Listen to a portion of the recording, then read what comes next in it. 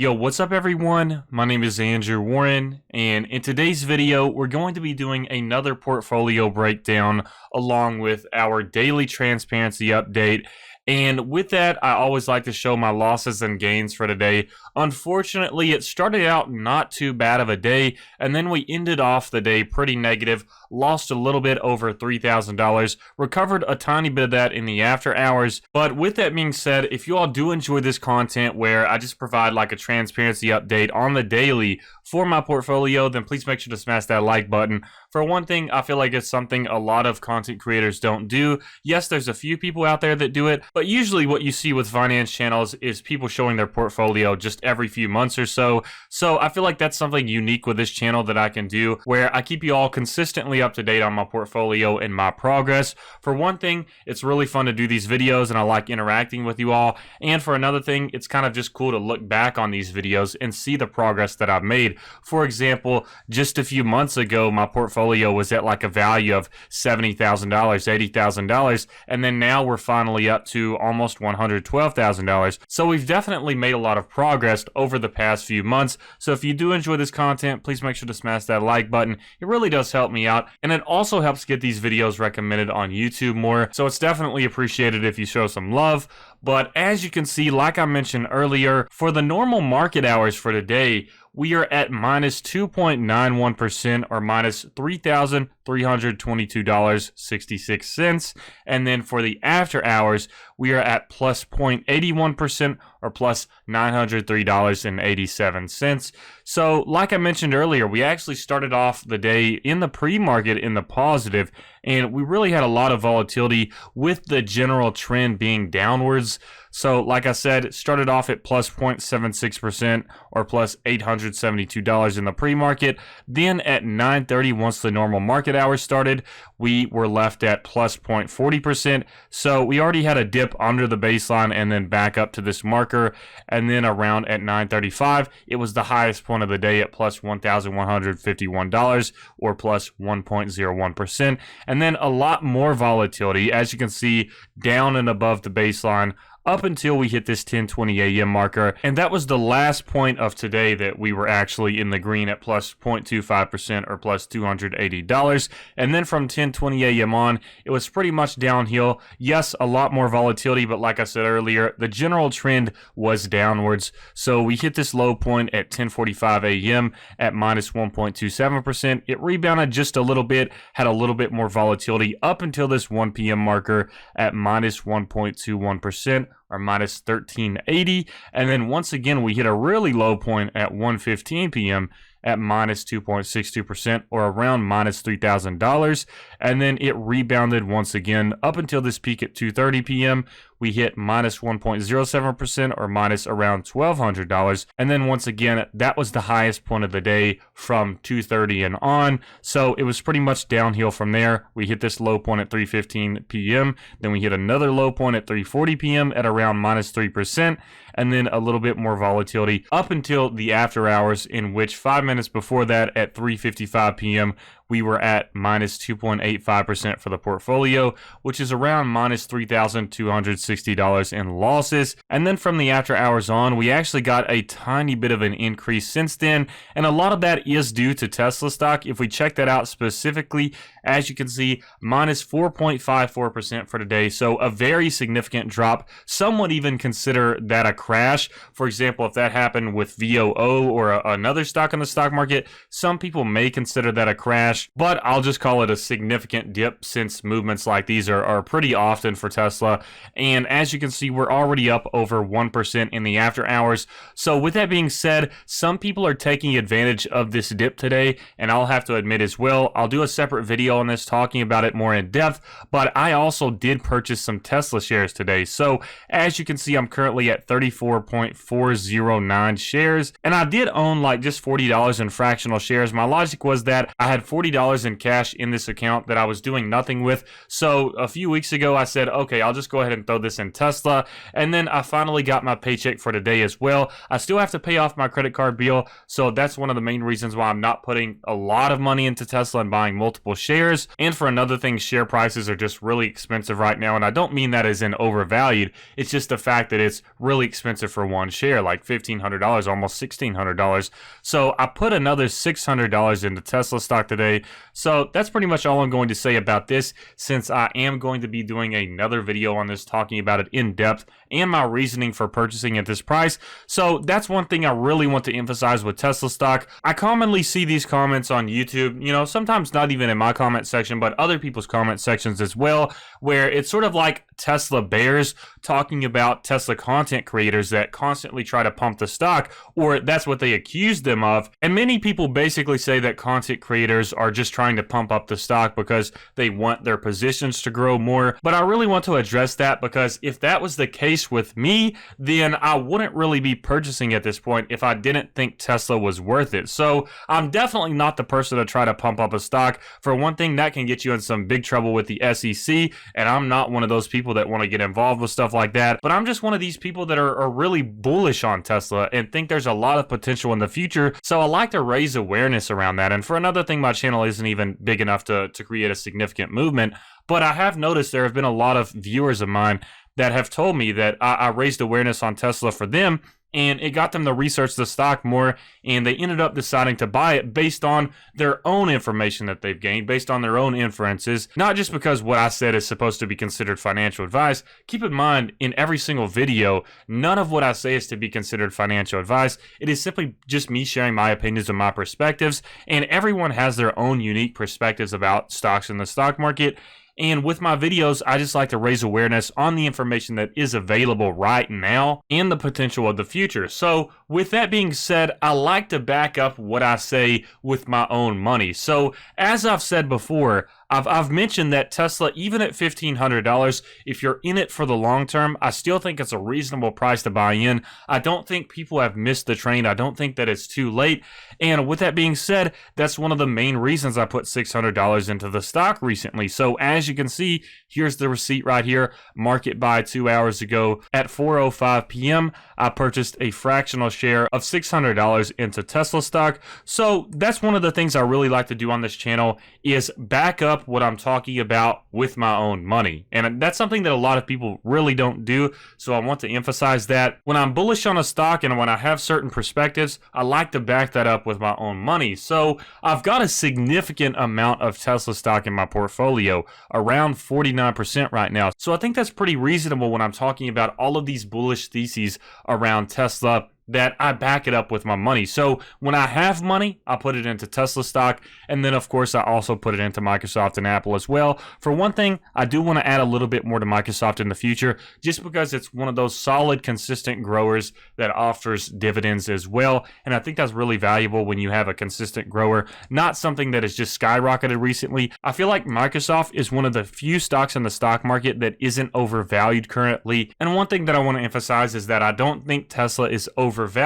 I just simply think that the future is priced in a little bit more with that stock, and that the people that are buying the stock right now are holding it for the long term. So it all depends on the motives of the investor when it comes to Tesla stock. And as I've emphasized before, if you're a short-term investor and if you're just looking for some short-term opportunities for some quick gains, Tesla is most likely not what you're looking for. Tesla is one of those things that if you're going to buy the share at its current price, then you need to be in it for the long term, in my opinion, because yes, it is pretty expensive right now, but I think it deserves that value, because if you take on that long-term perspective and realize what can happen in the future with this stock, and keep in mind there's very little competition with Tesla, then I think there's the potential to make a lot of money in the future. That's why we have all of these bullish theses by Kathy Woods, where she's talking about how Tesla could be a $7,000 stock in 2024, and I honestly don't think that's too far out of reach, in my opinion. I think that we could honestly hit 3,000 possibly by the end of the year. Now, that's probably super bullish, but I still think it's very possible. But that's one of the main things that I really want to emphasize on this channel, and hopefully it's something that I become known for,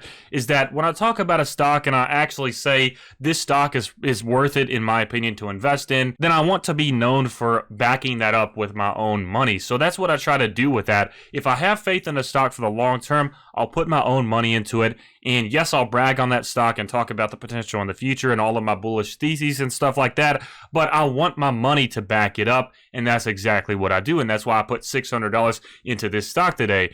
Now, keep in mind, over the next few months, I have like a huge credit card bill right now that I need to pay off, so that is the reasoning as to why I most likely won't be buying stocks anytime soon, because this is around like a $5,000 credit card bill. And if you all aren't familiar with this already, I haven't really addressed it.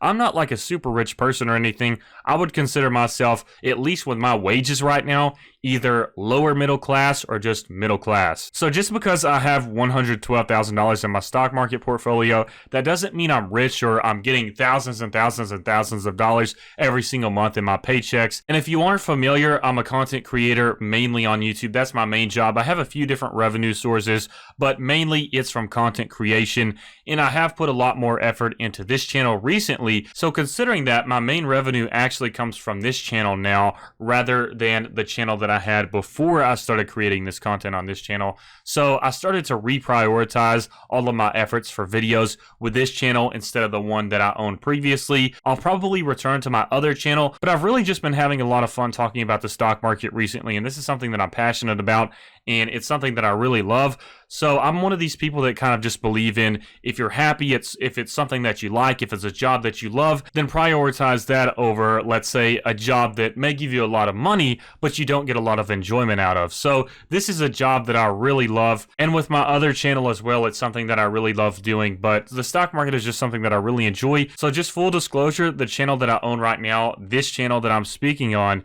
is my main income source. And that's just because recently I've prioritized a lot of my time onto this one instead of the one that I previously owned. But keep in mind, most of the money that you see in the stock market right now, probably almost all of this money is from the money that I've made on my other channel. So I would say maybe $1,000 or $2,000 in this portfolio right here is from the money that I made on this channel. But yeah, that's one of the things that I really want to emphasize, is that I like to back up the things that I say with my own money. So hopefully you all appreciate that. And also, of course, I just want to emphasize that anybody can do what I'm doing and invest and make some pretty solid money out of it. You don't have to be a super rich person or someone that makes a lot of money to be able to invest and make a significant amount in 1 year. But I just want to emphasize that, yes, when you have a concentrated portfolio like mine, it is a little bit riskier than your typical investment strategy, like investing in index funds that gain around an average of 10% per year. Yes, it's a lot more risky, but it is very rewarding when you do make correct stock picks. So I just want to emphasize that, as with every one of my videos, none of what I say is to be considered financial advice, of course, and to also be careful when you're choosing your own stock market strategy that is according to your own risk tolerance. So just be careful with that. And also, I just want to emphasize that anybody can do this. You can be lower middle class, you can be near poverty, and as long as you just have a little bit of side money on the side, a little bit of cash to just use for something, then you can still make money in the stock market. I think that's one of the biggest misconceptions about the stock market, which is that it's only for super rich billionaires and it's only for the top upper class, the top 1%. And that is one of the biggest misconceptions about the stock market. I came from a family with some very hardworking parents. Unfortunately, neither of them had a college education, and I was thankfully able to go to college on a scholarship just because I put a lot of hard work into that to be able to ensure that I could go to college on a free ride. So I got multiple scholarships, and I would probably say that we were lower middle class. I think we would lean more towards lower middle class than just simply middle class. And my parents have always had to work hard. For most of my mom's life, she has worked 2 jobs. My dad is a really hard worker as well. So that's something that I've really learned from my parents, is that if you want something, you have to work super hard for it. And I've appreciated the fact that I've had to struggle a little bit because it gives me perspective, and it has also taught me that hard work is very rewarding when you put in the effort. So I took a lot of that perspective, and because of that, I put in a lot of effort into getting scholarships. I was able to get multiple scholarships to where college was basically a full ride for me. but my passion is content creation, and that is why I'm making these videos. It makes me really happy to create content for others and interact with people online, but I really want to emphasize that with the stock market, you don't have to be super rich to invest or anything like that. That is one of the biggest misconceptions for the stock market. They think it's just a bunch of Wall Street billionaires, when there's plenty of people that are either in poverty, lower middle class, and upper class. It's all types of people that are involved in the stock market. So I just want to emphasize that you don't have to be super rich to make money in the stock market, and it is possible for everyone that saves money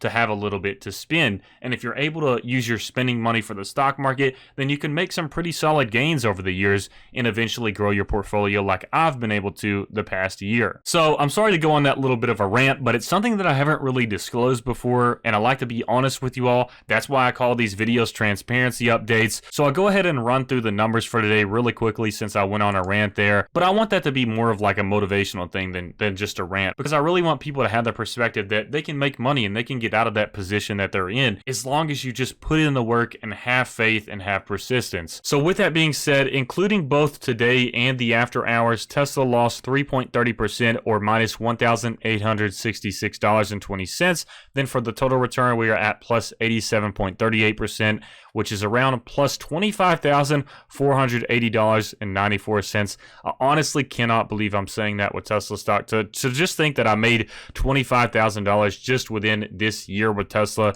is totally insane. I love it though. I love to see those gains. And then for Microsoft, we are at minus 0.81% or minus $333.45. And for the total return, we are at plus 22.46%. or plus $7,507.83. And then finally, we have Apple stock, which lost 1.30% today, which is around a $214 loss. And then for the total return, we are at plus 35.80% or plus $4,299.78. So not the greatest day for the stock market, but it's just your typical up and down movements that you see. I'm not surprised with this. I'm not upset with this. And that's honestly one of the biggest things that I've learned with the stock market is to try to separate your emotions from the stock market and not get too upset over these day-to-day movements. Look at the red days as an opportunity. Instead of being sad and upset and stressing over the fact that I lost a significant amount of money in Tesla stock today, I viewed it as an opportunity and instead decided to invest $600 into the stock at a cheaper price than what it may be at in the future. So not the greatest day so far. At least the free stock is popping off for today. That's at least a positive thing I can look at. But anyways, I hope you all enjoyed this video. If you did, please make sure to smash that like button. And also, if you just enjoy the transparency, please let me know in the comment section. I try to keep it real with you all. That's one of the main things I want to do on this channel. So if you do appreciate the content, as always, please make sure to show some love. And also, if you would like to sign up to Robinhood and Webull, please make sure to check out my referral link in the description. If you sign up with those links, then you'll get some free stocks. But anyways, I hope you all enjoyed this video, and I hope you have a fantastic rest of your week.